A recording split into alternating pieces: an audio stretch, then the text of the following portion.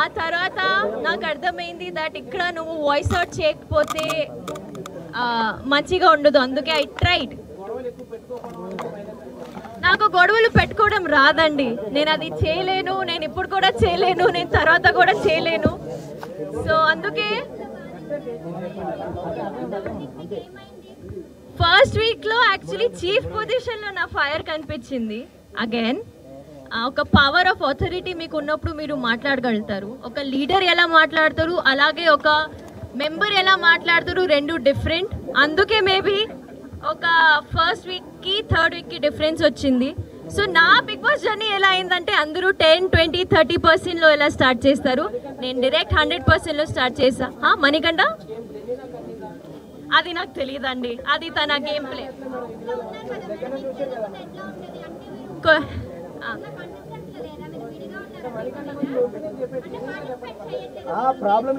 నాకు big boss జర్నీయే ఏమైందో నాకు తెలియట్లేదమ్మా. అది ఒక మనిషి అక్కడ ఎలా ఆడుతున్నాడో అది నేను ఎలా చెప్పగలుగుతాను? So I don't no.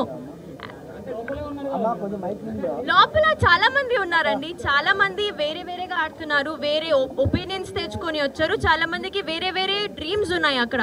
So ఒక మనిషి నేను ఎలా పోర్ట్రే అవ్వాలని అనుకుంటున్నాడు అలానే పోర్ట్రే అవుతున్నారు బయట కూడా. సో అంతే. అది నాకు తెలియదండి. మీకేమనిపిస్తుంది, జెన్యునా ఫేకా? అబ్బా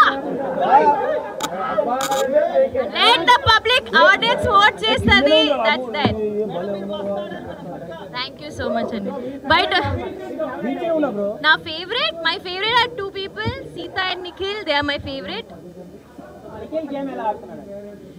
నిఖిల్ గేమ్ ఎలా ఆడుతున్నారా ఐ థింక్ అందరికీ తెలుసు, ఎందుకంటే ఆల్రెడీ 5 times చీఫ్. ఆయన ఆల్రెడీ ఎప్పుడైనా నామినేషన్స్లో ఉంటే ఫస్ట్ టైమే సేవ్ అయిపోతున్నారు.